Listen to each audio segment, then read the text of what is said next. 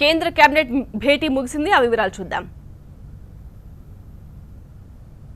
एक तो अपने उत्पादन को कहाँ बेचना, किसे बेचना, किस दाम पर बेचना, इसकी स्वतंत्रता और आज़ादी मिलेगी। और दूसरी तरफ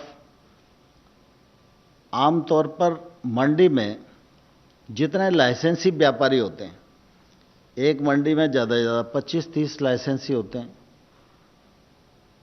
जब ये खुलाव आ जाएगा तो इसमें कीमतों की प्रतिस्पर्धा में 30 की जगह 300 लोग आएंगे और जितनी प्रतिस्पर्धा बढ़ेगी वह निश्चित रूप से किसान के लिए फायदेमंद होगी।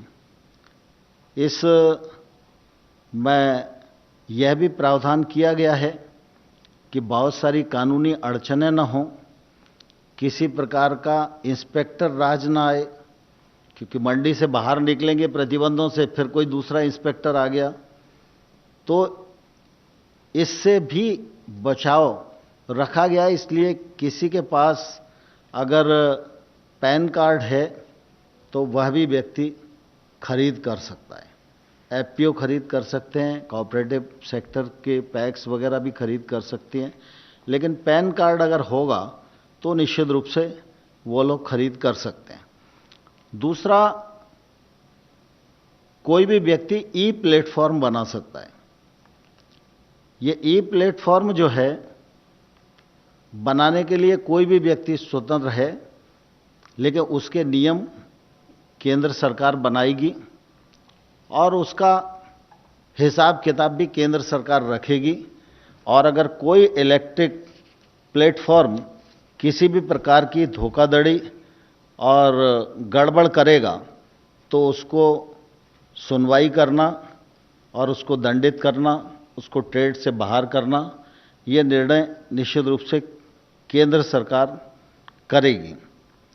कृषि उत्पादों के इस प्रकार के व्यवसाय पर कोई भी शुल्क देय नहीं होगा।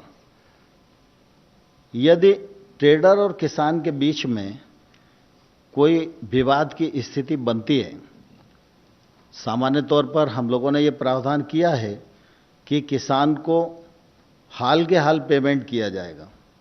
लेकिन अगर किसी स्थान पर प्रक्रिया में कोई देर लगने वाली है, जैसे मान लो उसने चेक दिया और आज शुक्रवार का दिन है तो शनिवार और रविवार बैंक बंद रहेगी तो उसका पेमेंट सोमवार को ही मिलेगा, तो ऐसी परिस्थिति हमने कहा है कि तत्काल अथवा 3 दिन, और 3 दिन में उसको भुगतान करना ही होगा। लेकिन जिस समय उत्पाद की डिलीवरी होगी तो खरीदार व्यक्ति को उसको रसीद देना पड़ेगी कि आपका इस ग्रेड का इतना माल मैंने प्राप्त किया, इसका इतना रुपया बनता है, ये आपको परसों दिया जाएगा। ये रसीद उसको हाल के हाल देना होगी। यदि कोई विवाद की स्थिति बाय द वे बनेगी तो ऐसी स्थिति में हम लोगों ने इसको न्यायालय से बाहर रखा है।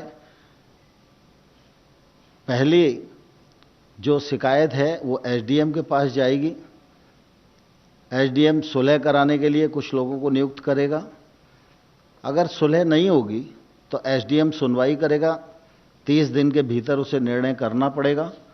और अगर एसडीएम के निर्णय से संतोष नहीं है तो कलेक्टर के पास अपील हो सकेगी और कलेक्टर उसमें सुनवाई करेगा और निर्णय देगा। इस प्रकार से किसान को निश्चित रूप से इस मामले में पूरी सुरक्षा देने का काम